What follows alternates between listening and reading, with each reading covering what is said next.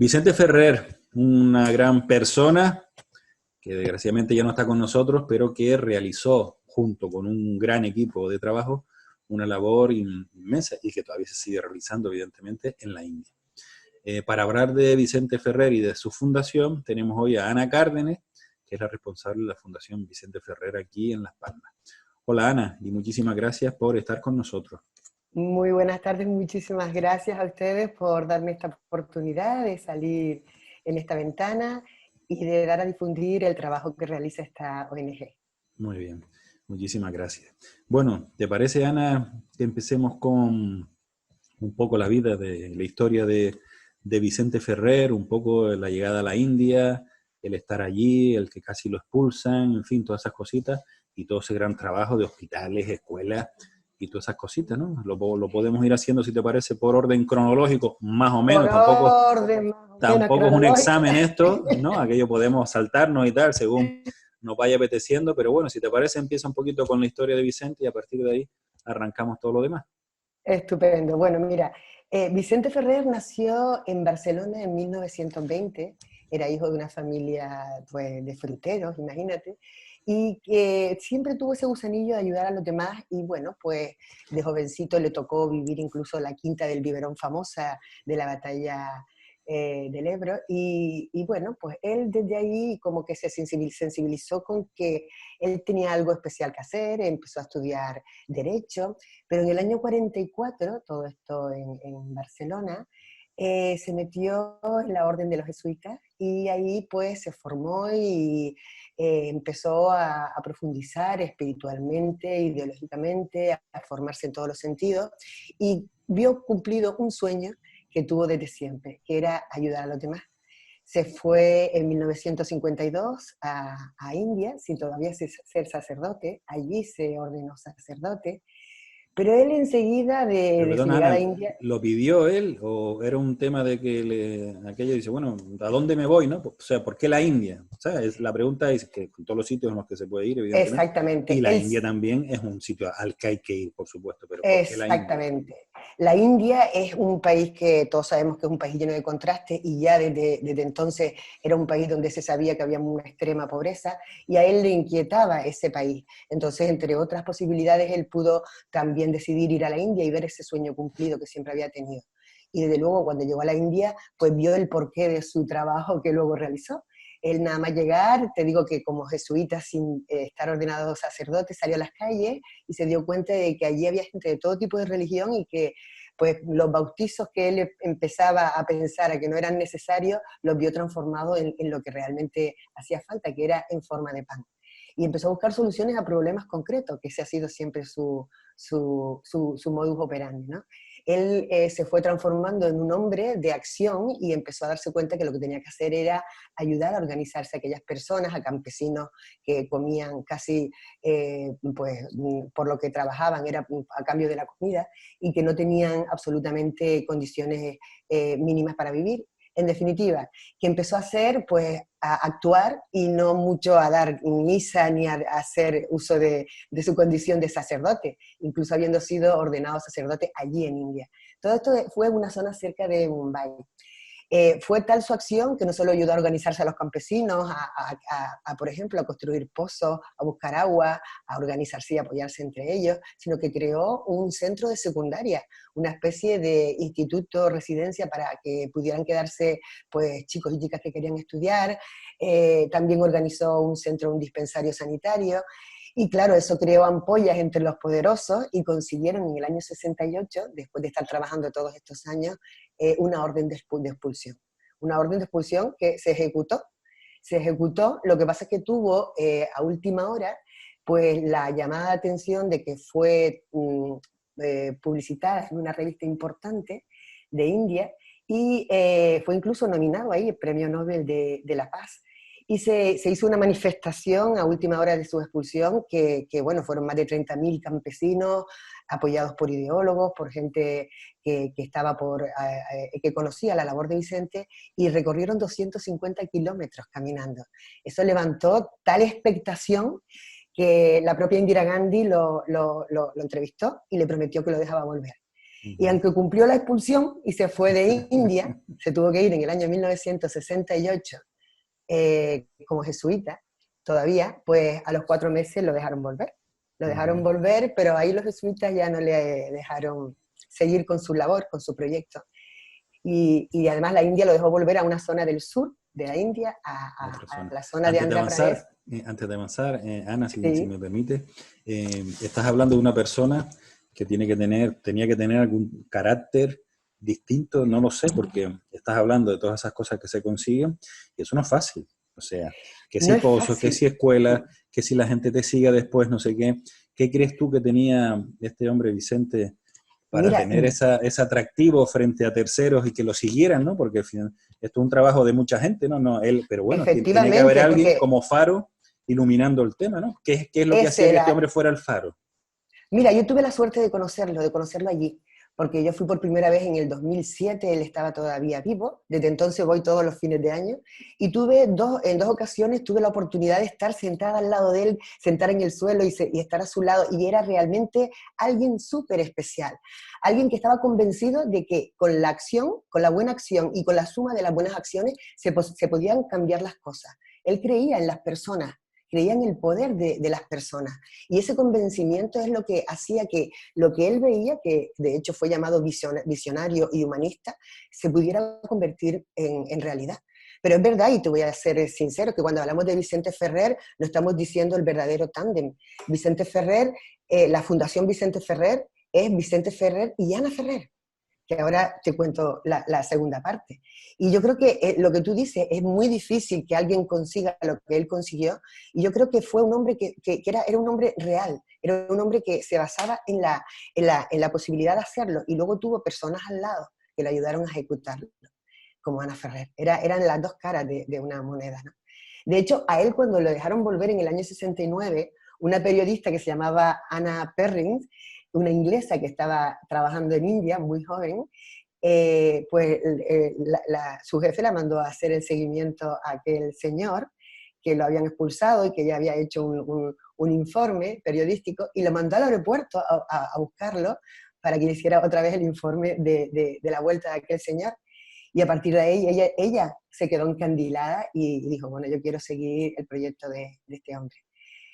Y ahí cuando él volvió, y estamos hablando de 1969, lo dejan volver al sur, a Andhra Pradesh, y en concreto a una zona que se llama Anantapur, que significa ciudad del infinito, que estaba destinada a ser un pedregal, que los geólogos recomendaban que se fueran de allí porque aquello eran campesinos de castas bajas que dependían del suelo, y el suelo era, pues, estaba árido, no había agua, no llovía. Era la única parte de India en la que el monzón no dejaba prácticamente nada de agua. Y sin embargo, hoy por hoy, yo que he ido ya 13 veces, que he visto cómo aquello sigue progresando, lo primero que te encuentras es con un verdadero vergel. Hay más de 8.000 árboles plantados, hay 3.000 embalses, hay riego por goteo, por aspersión, hay paneles solares, plantas de biogás pequeñitas, sencillas al lado de las viviendas rurales. Buscan soluciones sencillas a problemas sencillos. Y ese fue Ana, el primer... Perdón, perdona, y cuando no, no, no, está bien, no, si no te es que me preguntaba lanzo, porque perdón. estás siguiendo muy bien el hilo.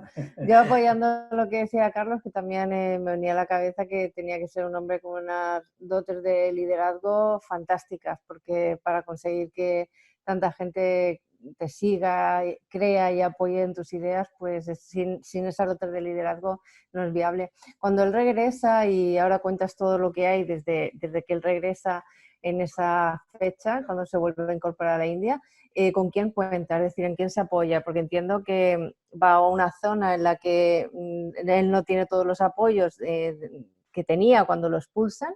¿Cómo empieza a montar todo esto, esta nueva etapa de su estancia en la India? ¿En quién Pues se mira, apoya? sale de la nada, según cuenta la biografía, según cuenta la propia Ana, que todos lo cuentan, y es la versión porque Ana estaba allí.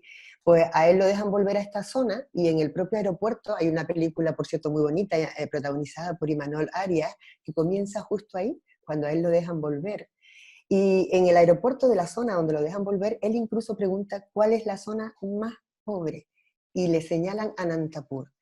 Y ahí él va con un compañero jesuita que lo apoya, lo apoya durante un tiempo. Ana Ferrer, que a partir de ahí, después de hacerle la entrevista como periodista, como ella misma dice, fue la entrevista más larga de su vida, porque hasta la fecha, y 2 o 3 personas más, incluso un saorí, una persona que él buscó para que le ayudara a buscar agua, porque fue el primer problema que él sabía que tenía que resolver. El problema de campesinos que estaban sin trabajo, sin agua, sin nada que comer, y aquello pues era la destrucción. Y así fue como empezó el proyecto. Le dejaron una pequeña cabaña que hasta hace poco todavía estaba en venta, que está enfrente de lo que es ahora el campus principal de la fundación en Anantapur, Villa Emma, y en esa cabaña, en un cuartito pequeño, empezaron ellos, era la oficina, era la cocina, era donde se tumbaban a dormir cuando podían descansar, las 4 o 5 personas que empezaron con Vicente. Y luego estuvieron muchos años así, muchos años con poca ayuda, con la ayuda internacional. Ahí crearon lo que se llama Rural Development Trust, que es la organización en India que empezó en esa época, en 1969, pero con muy poca ayuda internacional. Esa fue su ayuda hasta 1996, que es cuando él decide que iban muy lentos, aunque el método era bueno, y que necesitaban el apoyo de España, y crean la Fundación Vicente Ferrer en España. Apenas hace 20 y pocos años que está la fundación en España como tal, aunque hace 50 años que se desarrolla el proyecto en Andhra Pradesh, en India. Y Ana, se crea esta fundación y bueno, tiene muchas ramificaciones. ¿Cómo se organiza toda esta estructura, ¿no? Porque bueno, dices tú que es Ana Ferrer, es la que ha continuado con el proyecto, pero de aquello que empezó aquí, de allí en India, de aquel germen, pues ahora tenemos algo que tiene una dimensión muchísimo más amplia, ¿no? De alguna manera, ¿cómo se ha evolucionado desde ese germen a este punto en el que estamos ahora? Sí, efectivamente, es Perdona, Ana, impresionante. ¿Sí? un pequeño matiz a lo mejor. Por lo que yo estoy entendiendo hasta ahora, Vicente parece que era un poco el visionario, ¿no? ¿Tal? Y estoy Exactamente. entendiendo que Ana era la ejecutora. ¿Puede ser? Efectivamente, ahí está Okay. el tándem y el éxito de Vale. este super equipo. Ellos al año y pico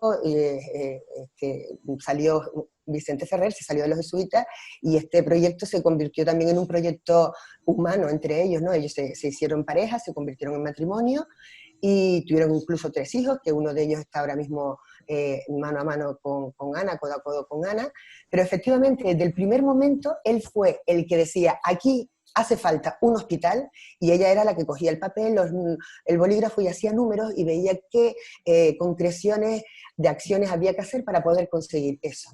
Te estoy hablando de eso en los principios. Ellos al principio comenzaron pidiendo trigo que se iba a echar a perder a ONGs internacionales para repartirlas entre los campesinos a cambio de su trabajo, para que los campesinos trabajaran buscando la manera de hacer pozos conjuntamente, de trabajar para algo en conjunto, como fue la construcción de escuelas, la construcción de viviendas, etcétera, etcétera, etcétera.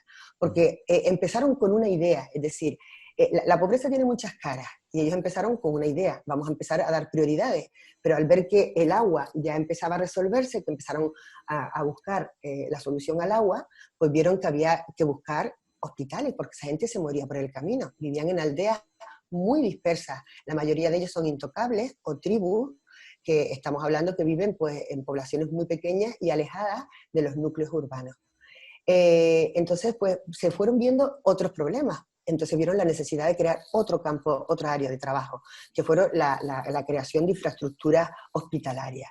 Luego fueron viendo la pata importante de la educación para atacar el origen del problema. Yo soy profesora y todos sabemos que el origen del problema se ataca desde ahí. Sí. Exactamente. Y por lo que estás contando, evidentemente Ana Ferrer, difícil, ¿no? Porque claro, cuando estás al lado de una persona, lo digo por un poco también darle todo ese valor que tiene que tener, ¿no? Porque yo me imagino una persona con la que convive, que se le ocurren ideas y hay que no sé qué, pero alguien las tiene que ejecutar y ese eres tú, ¿no? Pues aquello sí, madre mía, ¿cómo monto el hospital? ¿De dónde saco? ¿No? También digo que esa otra parte, a lo mejor menos visible, ahora más evidentemente, ¿no? Pero en su momento menos visible, también es fundamental, ¿no? Que esa Y tan persona... fundamental como que sin eso hubiera sido imposible llegar hasta donde estamos. Ahora estamos hablando de que después de 50 años hay más de 3.500 aldeas atendidas.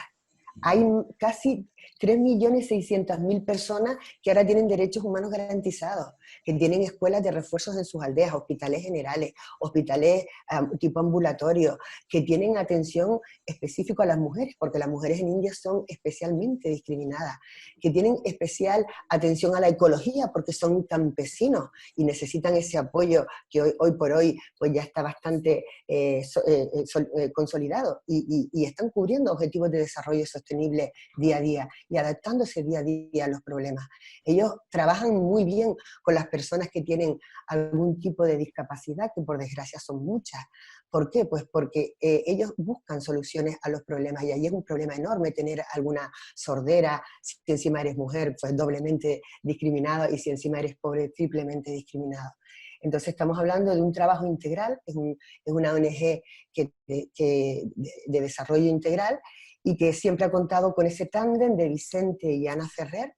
Aquí en Gran Canaria tenemos una plaza en Telde que se llama Ana y Vicente Ferrer, humanistas, porque son los dos, son las dos caras de la misma moneda, y desde luego con un equipo humano impresionante.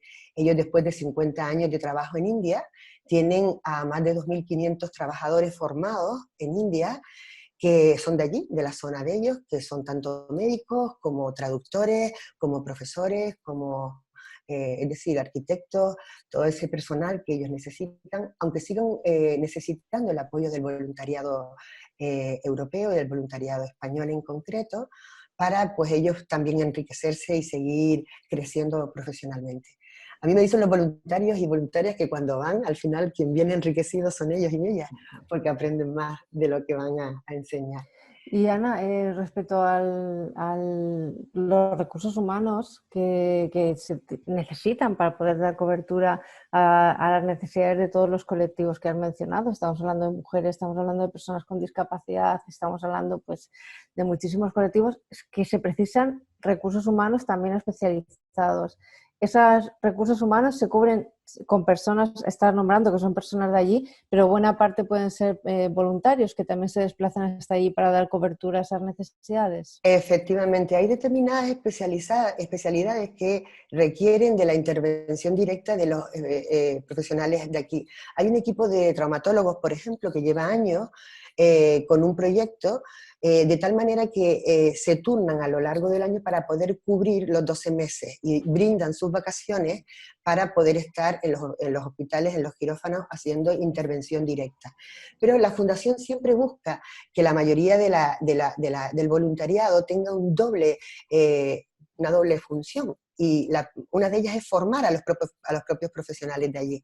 Entonces cualquier voluntario siempre tiene al lado a un profesional de allí que está aprendiendo simultáneamente para poder en un momento dado ser independientes, que era el objetivo de Vicente Ferrer y de Ana Ferrer, que las aldeas puedan en un momento dado ser independientes, que ellos sean autónomos, y de hecho ellos buscan mucho el consumo de allí, ellos buscan nuestra mano española. ¿Cómo? Pues a través del apadrinamiento, a través de las donaciones, de las colaboraciones.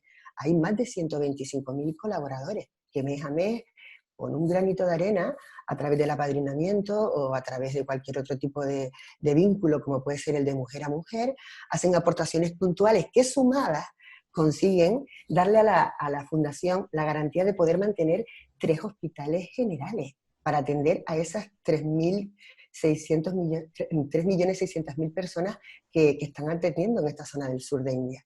Tienen hospitales que son referentes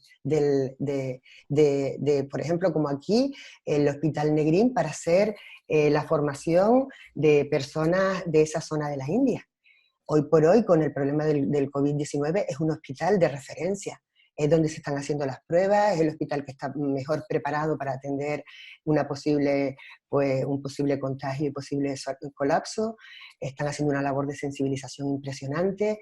En este momento, además, está todo parado, porque precisamente ellos siempre dan soluciones a los problemas, y en este momento el problema ha sido que el confinamiento se produjo de un día para otro y dejó trabajando a muchas personas fuera de sus aldeas, que ellos le llaman migrantes, que están viviendo temporalmente hasta de manera precaria, no es que sus aldeas sean lujosas, pero más precarias todavía, y el confinamiento los pilló ahí. Entonces la fundación les está llevando alimentos porque no pueden moverse de ahí. Está haciendo todos los días 10.000 comidas para poder hacérselas llegar y poder a estos jornaleros que si no trabajan, no ganan nada, poderles darles el sustento diario. Pero en general es un trabajo que es un trabajo con un enfoque sostenible. Ellos buscan pues, transformar la pobreza en dignidad. Y eso no se consigue pues, con pan para hoy y hambre para mañana. Eso se consigue pues, trabajando de raíz, haciendo mucha labor de sensibilización, formándolos, fomentando mucho que sean ellos los que realmente lideren su propio cambio. Y No, de hecho, está claro, Ana, que al final, cuando das solo dinero, ¿no? El que recibe dinero, como se acostumbra, un poco no estás paliando su futuro, ¿no? A lo mejor el presente sí se lo está resolviendo, pero el futuro no, porque no le estás aportando esa posibilidad de ganarse la vida por sí mismo, ese aprendizaje, ese crear riqueza y crear cultura y crear economía en la zona, ¿no? Entonces, me parece perfecto el planteamiento, ¿no? Evidentemente, en unos principios y sobre todo al principio de los proyectos hay que aportar dinero, pero luego todo lo que se pueda generar dentro del propio entorno es lo que hace que el entorno crezca y se enriquezca, ¿no? Porque se va formando, va potenciando y va haciendo que además, que eso como una mancha de aceite, entiendo que puede ir empapando a las comunidades próximas, ¿no? efectivamente, y de hecho cada vez se extiende más, por suerte cada vez tenemos que ir a visitar las aldeas más lejanas, más lejos del campus principal, porque cada vez están atendiendo territorios que están más alejados porque ya los cercanos han conseguido, incluso algunos de ellos, ese objetivo que tenía al principio Vicente Ferrer, que era la de la independencia, la de la autonomía de las aldeas, que ellos pudieran pagarse su propio maestro, que pudieran tener su propia comadrona, que pudieran tener sus propios recursos, ¿no? Y de hecho, ahora mismo se está dando prioridad a una zona que se llaman los chenchus.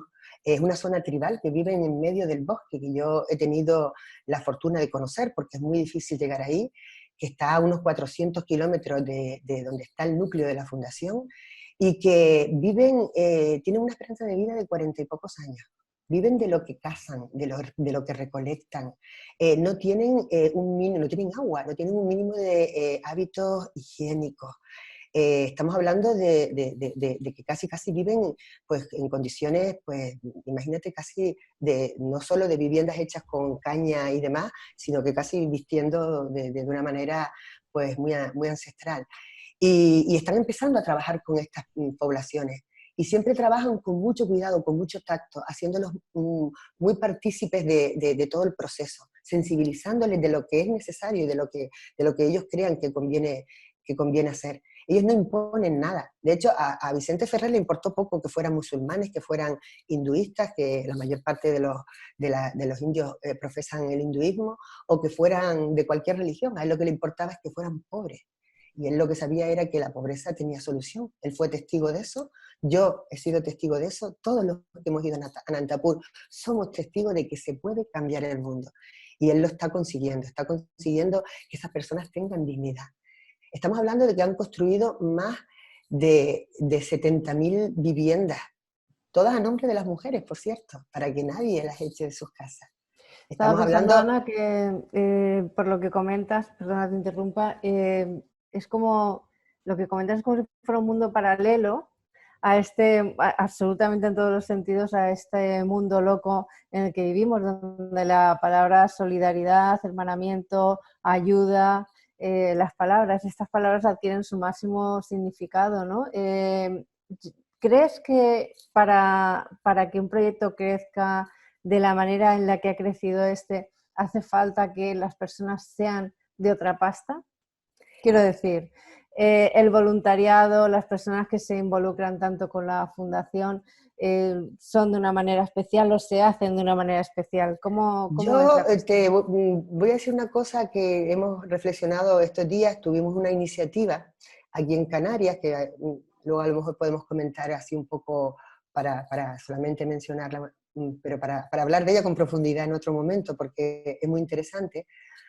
Y tuvimos este sábado, día 2 de mayo, una iniciativa que consistió en 1 kilómetro, una vida desde casa, una iniciativa solidario-deportiva que está en el marco de una gran iniciativa nacida en Canarias, pero que ya ha trascendido a nivel nacional y hasta internacional, y que esta vez, como no podíamos correr, siempre corremos en Anantapur. Se hace una carrera en Anantapur, se han corrido 5 ediciones, pero la carrera en sí, en Anantapur, que van muchísimos corredores y corredoras de distinto tipo, con sillas de ruedas, corren mujeres indias, que eso es otro reto, corren personas de distintas capacidades.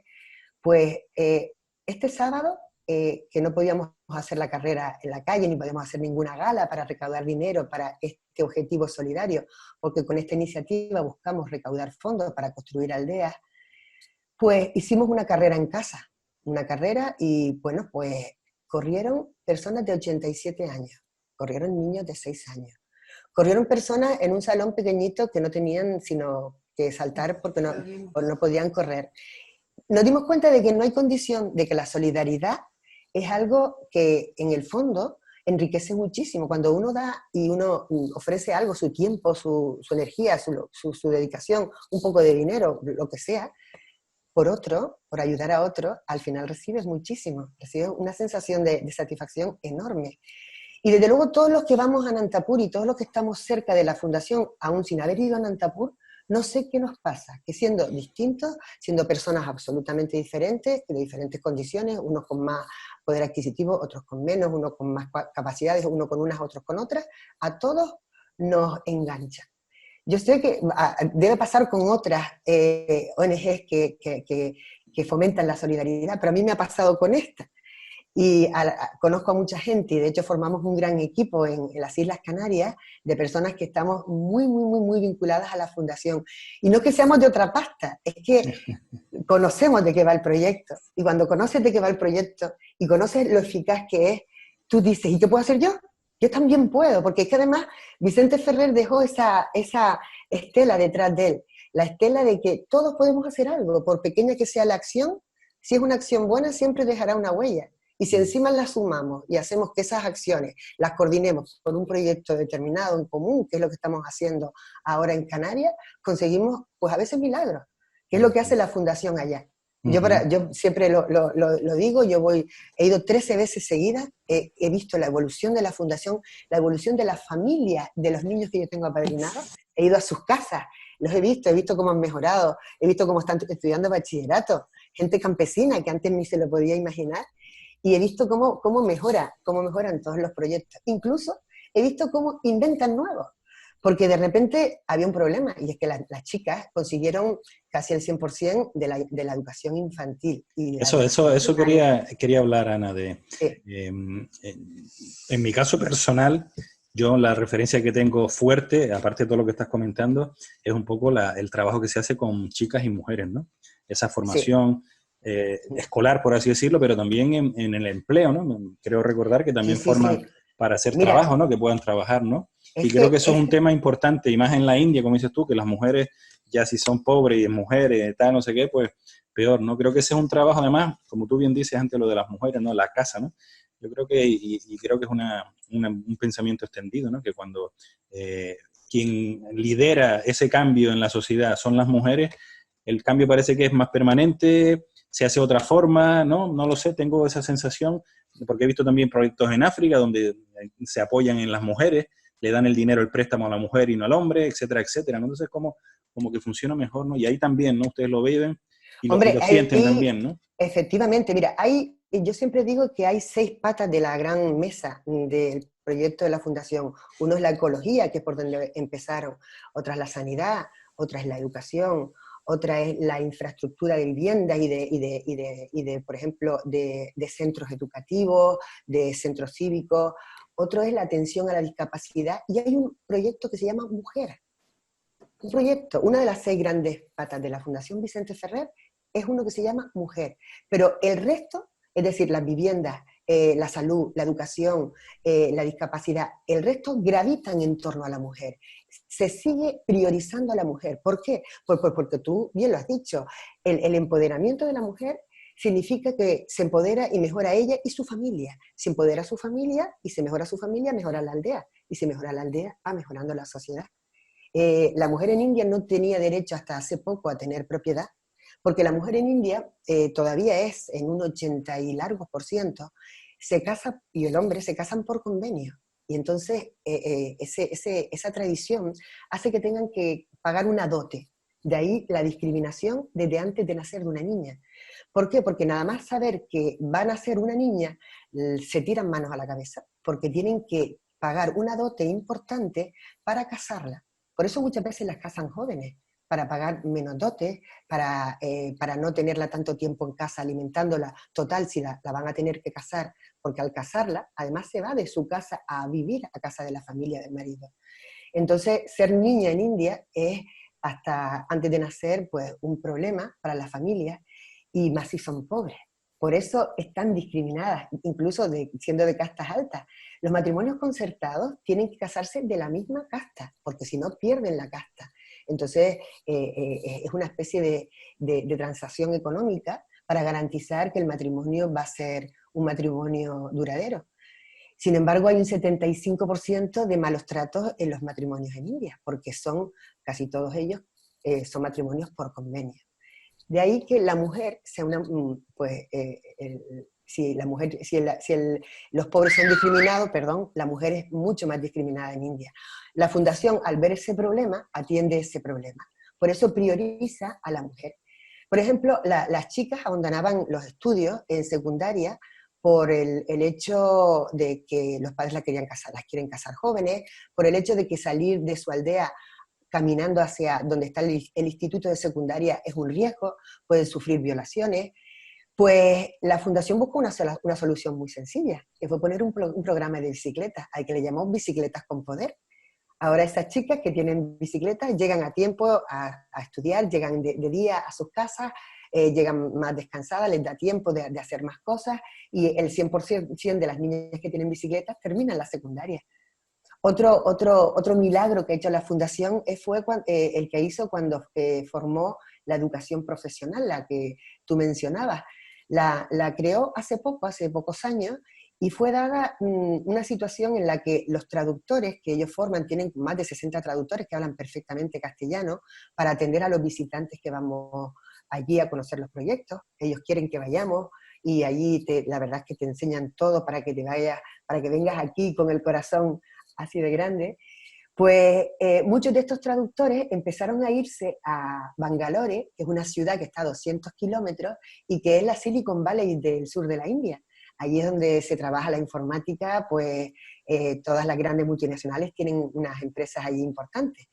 Pues se estaban fugando los traductores de la fundación, y a una persona torpe como a mí, pues se me vino por la cabeza, pues, oye, qué mal, ¿no? Que esta gente se vaya, ¿no? Y Ana Ferrer vio un filón, dijo, uy, qué bien, hay que hacer una escuela de formación para enseñarles muchos idiomas, enseñarles informática, enseñarles habilidades de comunicación, habilidades de relación, habilidades para que luego hagan prácticas en una empresa, y ha hecho una escuela profesional.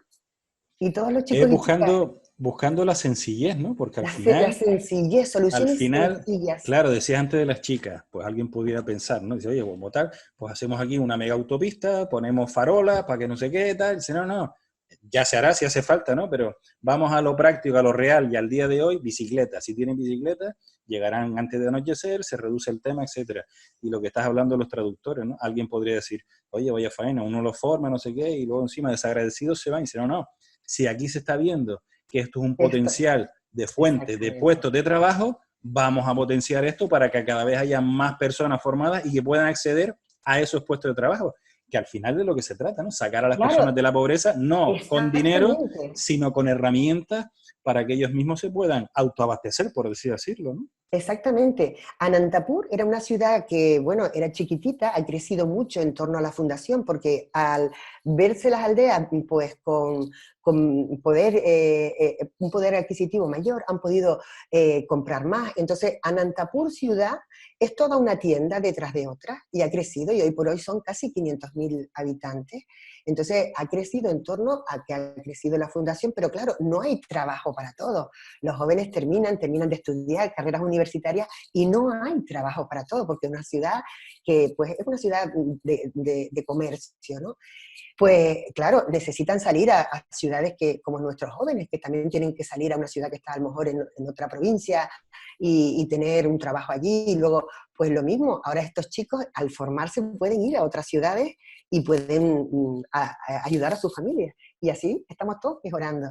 Y la verdad es que les invito a que vayan a verlo, porque es que una cosa es contarlo y otra cosa es verlo. Así que yo... Ana, una pregunta desde tu punto de vista, porque hablabas antes del tema de las mujeres, que además la Fundación se vuelca mucho con ellas. ¿Qué hace falta para que haya, es luchar contra un cambio, contra una cultura, pero qué hace falta para que haya un cambio de mentalidad respecto? Sé que es algo que es algo muy ambicioso y que tiene que ir muy, muy despacio, pero tú notas en este tiempo que estás yendo allí que hay algún cambio de chip en cuanto Sí. a esa visión que se tiene de la mujer.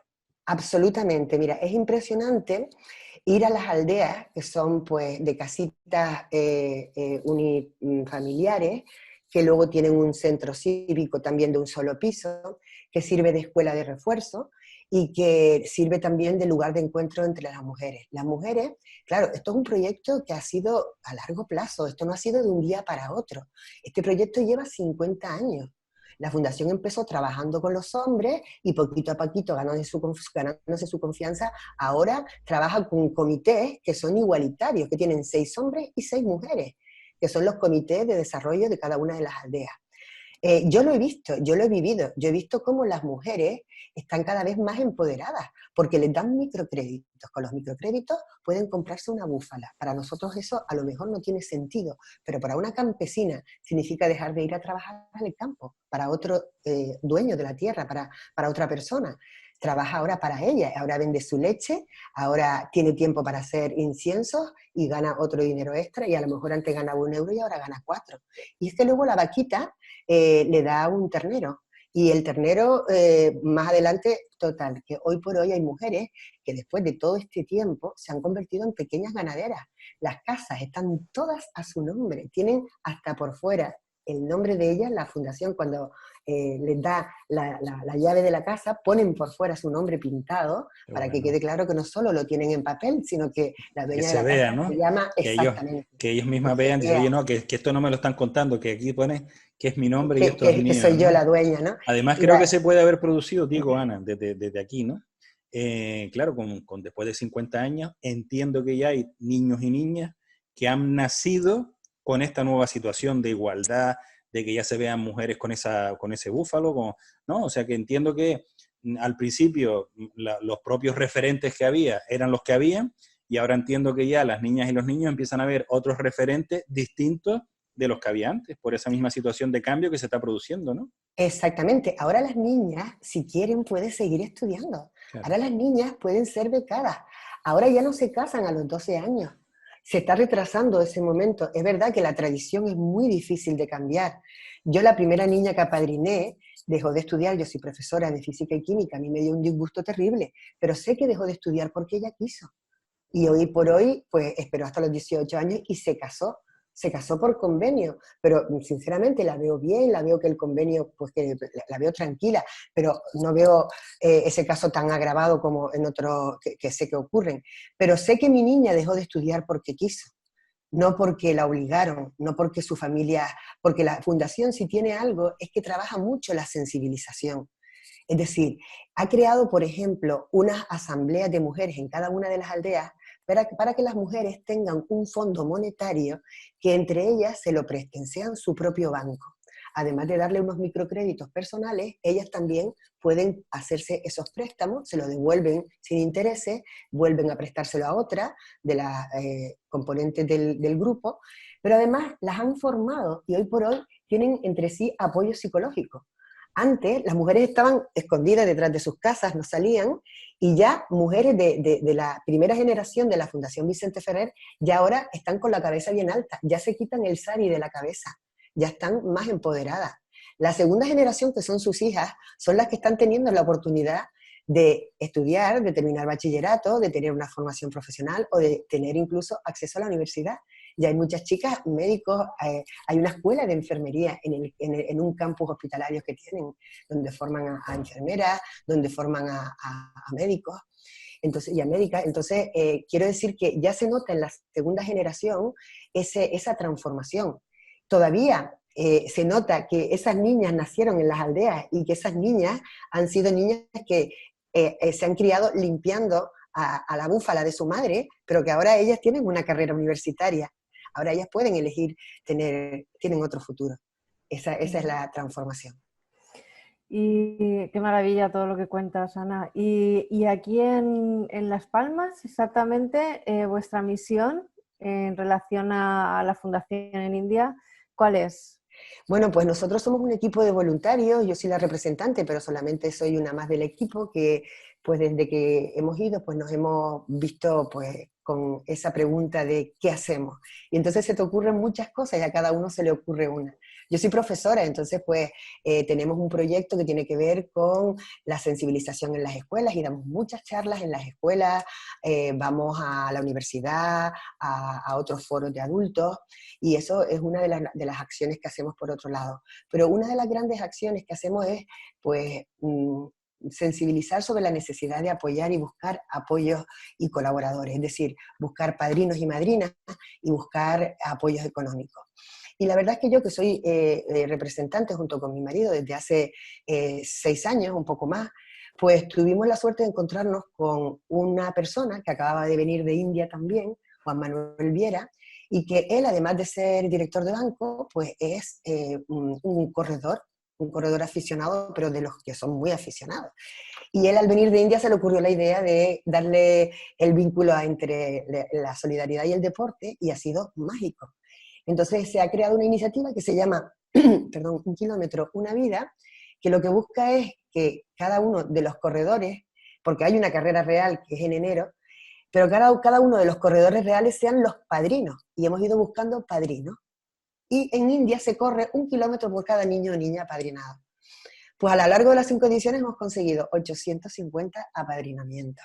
Hemos conseguido pues recursos para hacer ya 4 aldeas.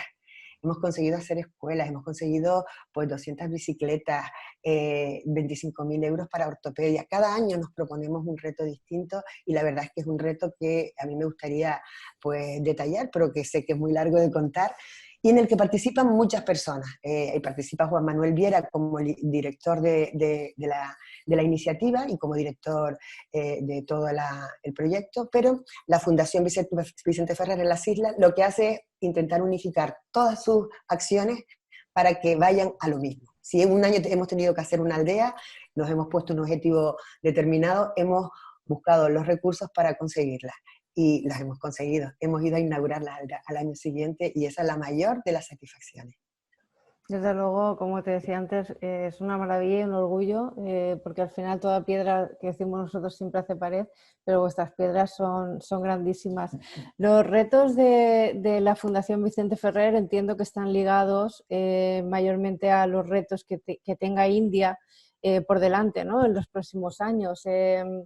Entiendo que muchos de estos retos, como bien dices, pasan pues por conseguir esos recursos que ayuden a materializar en la India pues esas necesidades, ¿no?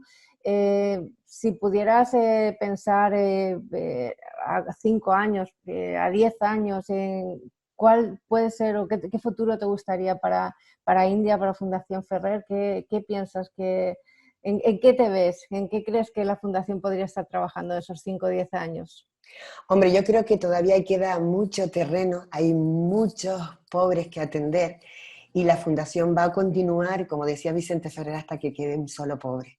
Así que todavía durante los próximos 10 años hay que seguir yendo a esas distancias que ojalá y cada vez sean más alejadas, porque cada año conseguimos recursos para ir atendiendo las que están pues cada vez más lejos de nosotros, del centro del campus de la Fundación.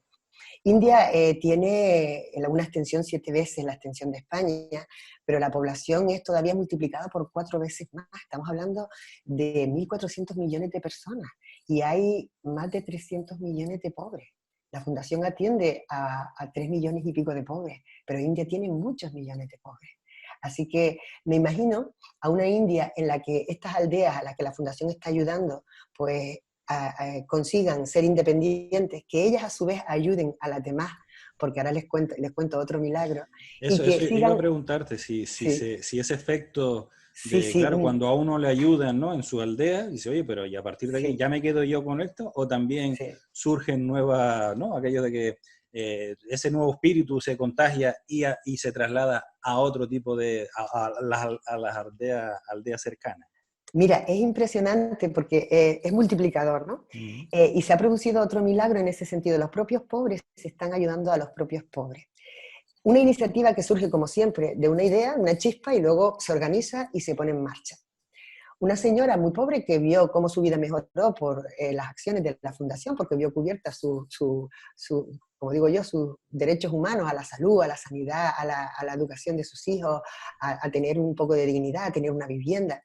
Pues un día se le ocurrió coger una hucha y empezar a poner una rupia hoy y una rupia mañana. Y la rupia, pues para que se hagan una idea, 80 rupias viene a ser 1 euro. Pues ella cuando tuvo ahí, pues no sé si 1 euro y pico, se la llevó a la fundación, igual que van muchas personas a la fundación a pedirle ayuda, pues se la llevó a la fundación, a la sede de la fundación, y le dijo, yo he ahorrado esto y se lo doy para que ustedes lo usen en lo mejor que ustedes crean. Esa chispa hizo que Moncho Ferrer organizara el proyecto que hoy se llama India for India. Eso surgió en el año 2016, el otro día. Hoy por hoy, todos los años, quien quiera, la familia que quiera, coge una hucha y el día 9 de abril, que es el cumpleaños de Vicente Ferrer, inicia su ahorro. Y está durante un año, hasta el 9 de abril del año siguiente, poniendo una rupia hoy y otra rupia mañana. Pero ¿qué pasa? Que han sido miles de familias. Y desde entonces hasta hoy se han recaudado 3 millones de euros. Y todo es ayuda que ha salido de los propios pobres. Incluso ellos mismos han decidido a lo que quieren que vaya dirigido ese dinero.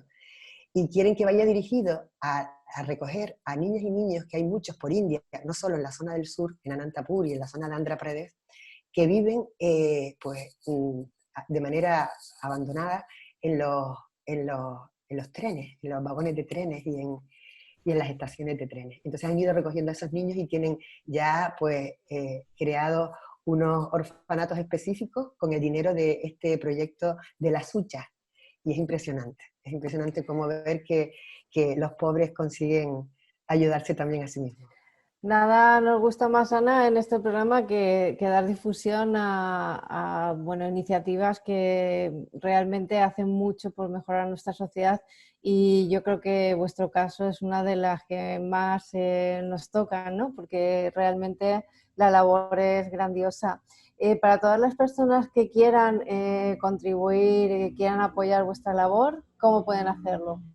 Bueno, pues como les decía, nosotros en Canarias tenemos una iniciativa muy especial, que es 1 kilómetro, una vida.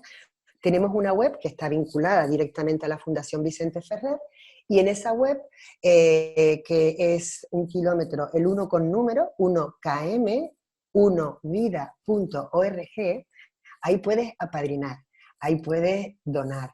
Y todo va para el proyecto que en este momento está priorizando la Fundación Vicente Ferrer. En este momento está priorizando el proyecto de la emergencia del COVID en India, pues porque está dándole de comer a más de 10.000 personas diarias, y hay muchas miles de personas en cola, y hay que seguir atendiéndolos hasta que acabe esta emergencia para que luego sigan con su proyecto de desarrollo sostenible.